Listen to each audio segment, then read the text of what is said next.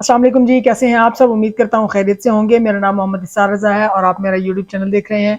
तो जी, government college university Faisalabad में first merit लिस्टें अब लग चुकी हैं। सबको पता है इस बारे में, जिनको नहीं पता था उन्होंने भी अब तक देख ली होंगी। तो जिनको अवार्ड हो गया है एडमिशन, उनको मैसेजेस भी आ चुके होंगे और उन स्टूडेंट्स को जो हिदायत की जाती है कि वो मंडे वाले दिन या ट्यूसडे वाले दिन, इन 2 दिनों में अपनी फ़ीस जो है वो सबमिट करवा लें, ताकि उनका एडमिशन जो है वो सिक्योर हो जाए। अदरवाइज उनको प्रॉब्लम्स होंगी, जिसके बारे में हम आगे डिस्कस करेंगे। लेकिन आज जो वीडियो मैं बना रहा हूँ, ये सिर्फ और सिर्फ उन क्वेश्चंस के ऊपर है जो कल मेरिट लिस्ट ने लगने के बाद से स्टूडेंट्स ने मुझे इनबॉक्स किए हैं और मुझे कमेंट्स किए हैं और मुझे कॉन्टैक्ट नंबर पे जो है क्वेश्चंस पूछे हैं जिन्होंने।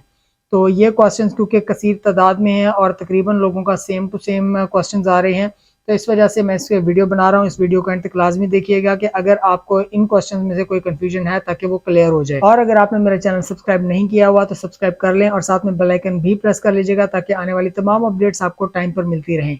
एडमिशन के दिन है और इसमें जितने भी मैं वीडियोस बनाऊंगा वो सारी की सारी एडमिशन रिलेटेड होंगी और उनसे आपको बहुत ज़्यादा बेनिफिट हो सकता है। तो वीडियो को स्टार्ट करते हैं पहले क्वेश्चन से। तो जी, काफ़ी सारे स्टूडेंट्स इस बारे में पूछ रहे थे कि उनका फर्स्ट मेरिट लिस्ट में नाम जो है वो नहीं आया, उसकी क्या रीज़न है। अब जो रीजंस मैंने देखी हैं काफ़ी सारे स्टूडेंट्स को कंसल्ट करने के बाद, वो ये निकली हैं, जिसमें मैं आपको बता देता हूं कि अगर आप बीएस फर्स्ट सेमेस्टर के स्टूडेंट हैं, मतलब आपने अगर बीएस फर्स्ट सेमेस्टर के लिए अप्लाई किया था, तो आपका या तो सेकेंड ईयर ऑफ अटेम्प्ट है, मतलब कि 2021 में आपने इंटर कंप्लीट किया है, जिसकी वजह से आपका एडमिशन जो है मॉर्निंग में नहीं होगा। तो क्योंकि अभी सिर्फ मॉर्निंग की लिस्टें लगी हैं, इस वजह से आपका नाम नहीं आ रहा। दूसरा ये हो सकता है कि आपने किसी किस्म की कोई मिस्टेक की है अपने फॉर्म में, अपने सेकेंड ईयर के एकेडमिक डिटेल्स में, जिसकी वजह से आपका नाम नहीं आ रहा। उसके अलावा अगर आप बीएस फिफ्थ सेमेस्टर के स्टूडेंट हों तो बीए के लिए भी आपका इसी तरह से हो सकता है कि आपने अगर जिस यूनिवर्सिटी फैसलाबाद में अप्लाई किया है और आपकी डिग्री जो है वो 2021 की थी, फर्स्ट एनुअल 2021 में, तो उसमें भी आपका नाम मॉर्निंग में नहीं आएगा। अब प्रॉब्लम ये है कि बीएस फिफ्थ सेमेस्टर वाले जितने भी स्टूडेंट्स हैं उनका मॉर्निंग में नाम आने के अलावा इवनिंग का उनके पास ये रेप्लिका का कोई चांस नहीं है।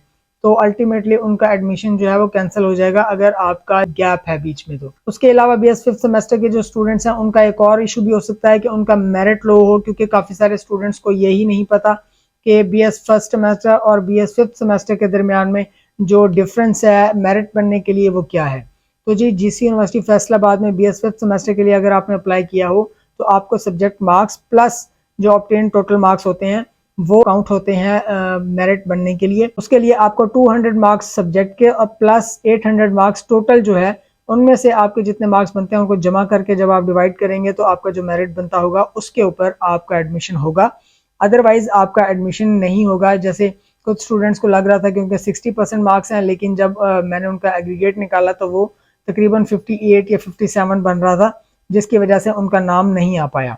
तो ये चीज़ भी आप देख लें, अपनी कैलकुलेशंस कर लें कि अगर आपको बीएस फिफ्थ सेमेस्टर में नाम नहीं आया और कैलकुलेशन करनी है मेरिट के लिए, तो आपने इस तरह से करना है, लाइक अगर किसी के 450 नंबर हैं तो 450 प्लस, और सब्जेक्ट में उसके मार्क्स 143 हैं तो प्लस 143 आप करेंगे। 450 प्लस 143 जो आपका आंसर आएगा उसको डिवाइड कर देना आपने 1000 के साथ और वो आपका मेरिट बन जाएगा।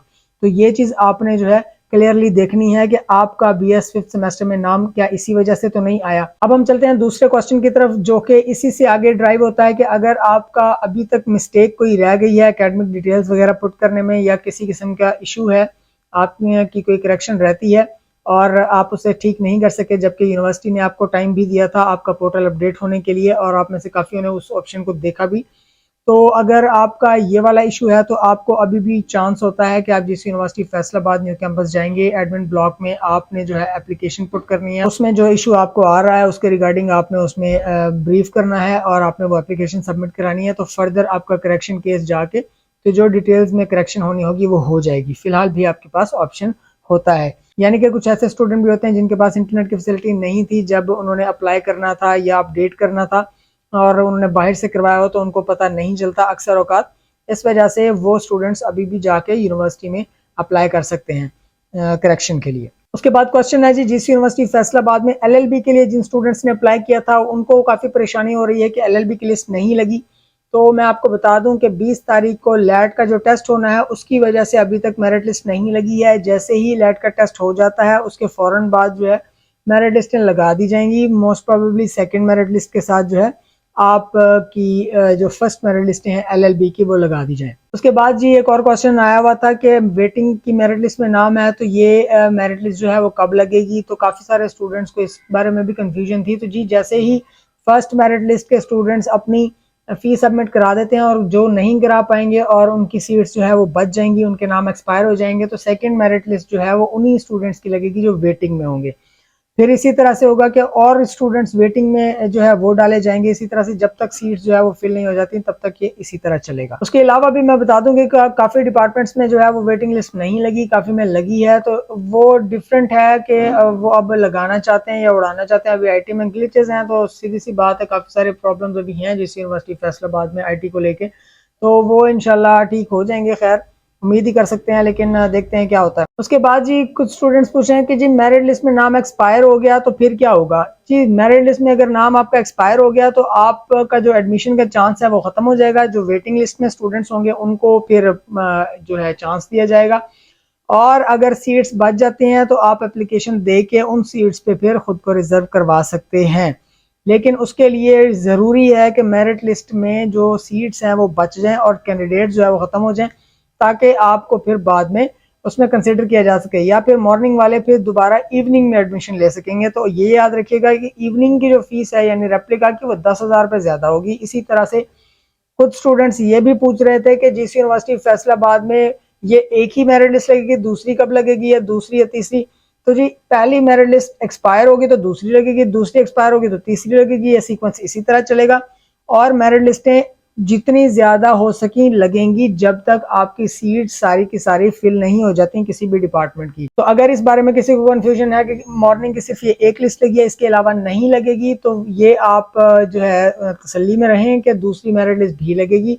एक मेरिट लिस्ट में सभी स्टूडेंट जो है वो कभी भी फी सबमिट नहीं कराते होते। तो जी ये कुछ क्वेश्चन थे, बाकी मैं दोबारा से क्वेश्चन को जब रीड करूंगा तो उसके ऊपर भी मैं मजीद वीडियो बना दूंगा अगर कोई इसके अलावा क्वेश्चन रहे।